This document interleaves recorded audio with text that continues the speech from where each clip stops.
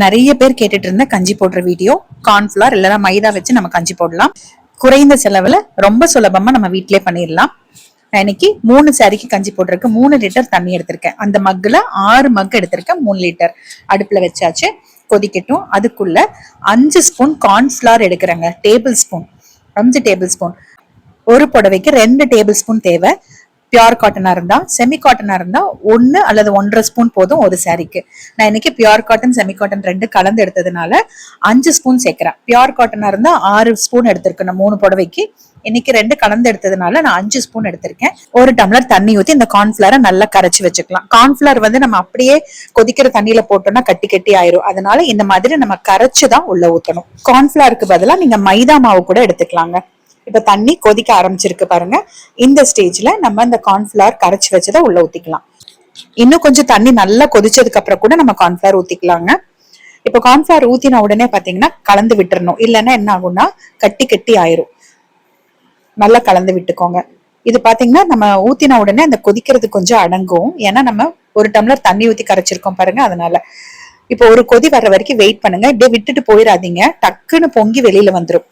ஒரு கொதி வரும்போது மீடியம் ஃப்ளேம்ல வச்சுட்டு ஒரு 3 நிமிஷம் நல்லா கொதிக்க விடுங்க. இந்த மாதிரி கொதிக்கும் பாருங்க. இந்த ஸ்டேஜ்ல 3 நிமிஷம் கொதிக்க விட்டீங்க அப்படின்னா சூப்பரா நம்ம கஞ்சி ரெடி ஆயிரும். ஆஃப் பண்ணிட்டு அப்படியே ஆற விட்டுருங்க. இதை நான் மோஸ்ட்லி நைட்டே காய்ச்சி வச்சிருவாங்க. ஸோ காலையில எந்திரிச்சதுமே 7-7:30 நம்ம கஞ்சி போட்டுடலாம். நம்ம 10 மணி அப்படிங்கும் போது அந்த புடவைய வெளியில இருந்து எடுத்துடலாம், ரொம்ப வெயில்ல காயாம. ஆனா நான் இன்னைக்கு காலையில தான் காய்ச்சிருக்கேன். இது நல்லா ஆறணும். ஆறுனதுக்கு அப்புறம் தான் நம்ம கஞ்சி போடுற ப்ராசஸ் பண்ணணும். இப்ப நல்லா ஆறினதுக்கு அப்புறமா வடிகட்டிக்கோங்க ஒரு பாத்திரத்துல. நீங்க இதை அப்படியே எந்த டப்ல கஞ்சி போடுறீங்களோ அந்த டப்லயே கூட வடிகட்டிக்கலாம். நீங்க பக்கெட்ல இருந்தா அப்படியே அந்த வடிகட்டியை வச்சுட்டு வடிகட்டிக்கலாம். டப்புங்கும் போது உங்களுக்கு அந்த அகலம் பத்தாது, வடிகட்டி வைக்கிறதுக்கு அகலம் பத்தாது. அதனால நான் ஒரு பாத்திரத்துல வடிகட்டிக்கிறேன். நம்ம கொஞ்ச நேரம் ஆற விட்டோம் பாருங்க. அதுல ஆடை கட்டி இருக்கும், சின்ன சின்ன கட்டிகளும் இருக்கும். அதை வந்து நம்ம வடிகட்டி எடுத்துட்டு டப்ல ஊத்திக்கலாம். ஒரு காட்டன் புடவைக்கு 2 டேபிள் ஸ்பூன் கார்ன்ஃபிளவர் இல்லைன்னா மைதா, 1 லிட்டர் தண்ணி கரெக்டா இருக்குங்க.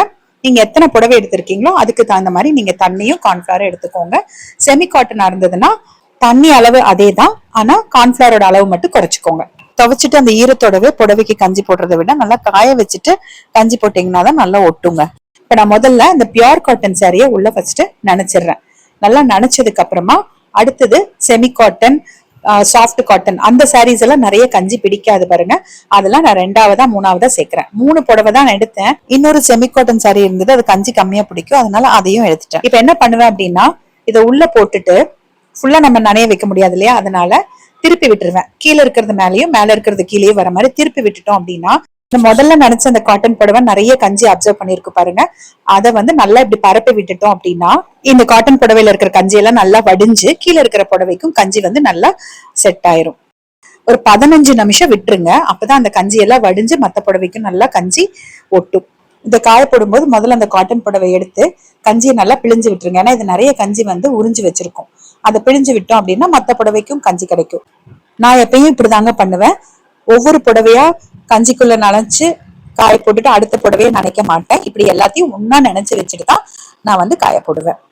காய போடும் போது இந்த மாதிரி ரெட்டை கம்பியா இருந்ததுன்னா ஒண்ணு மேல ஒண்ணு போடாம டபுளா, அதாவது இன்னொரு கம்பியில அடுத்த பகுதியை போட்டுட்டீங்க அப்படின்னா ரொம்ப ஒட்டாம நல்லா இருக்கும். சீக்கிரமும் காஞ்சிருங்க, கஞ்சியும் நல்லா பிடிக்கும். நல்ல வெயில் இருக்கும்போது புடவையை காய போட்டாதான் கஞ்சி நல்லா பிடிக்குங்க. புடவையில ரொம்ப வெயில்ல போடணும்னு அவசியம் இல்லை.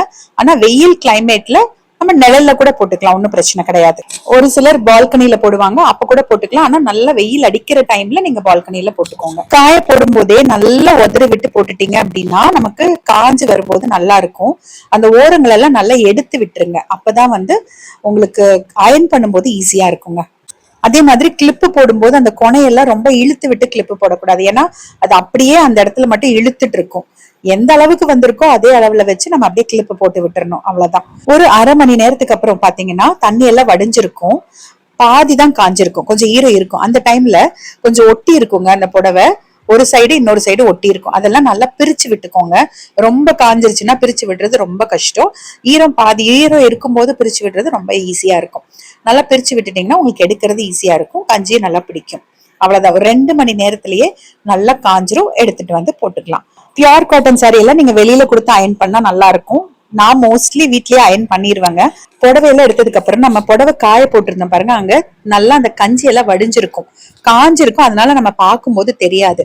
ஆனா அதுல தண்ணி பட்டுட்டு நம்ம அதுல நடக்கும் போது நல்லா வலிக்கி விடுங்க. அதனால கொஞ்சம் தண்ணி ஊத்தி கழுவி விட்டுருங்க. கொஞ்சம் சிரமம் பார்க்காம இதை செஞ்சிருங்க. கோயம்புத்தூர்ல சில டிபார்ட்மெண்டல் ஸ்டோர்ல கஞ்சி பவுடர்னே கிடைக்குதுங்க. நான் மோஸ்ட்லி அதுதான் வாங்குவேன். எல்லார்கிட்டயும் அது இருக்காதுன்றதுனாலதான் நான் இன்னைக்கு கார்ன்ஃபிளவர்ல பண்ணி காமிச்சிருக்கேன். ஃபெனாயில் விற்கிற கடையில கேட்டு பாருங்க கஞ்சி பவுடர்னு, அது இருந்ததுன்னா அதை வாங்கி யூஸ் பண்ணுங்க. கஞ்சி பவுடர், மைதா மாவு, கார்ன்ஃபிளவர் எது வேணா யூஸ் பண்ணலாம். எல்லாமே ஒரே அளவு தான், இதே மெத்தட் தான்.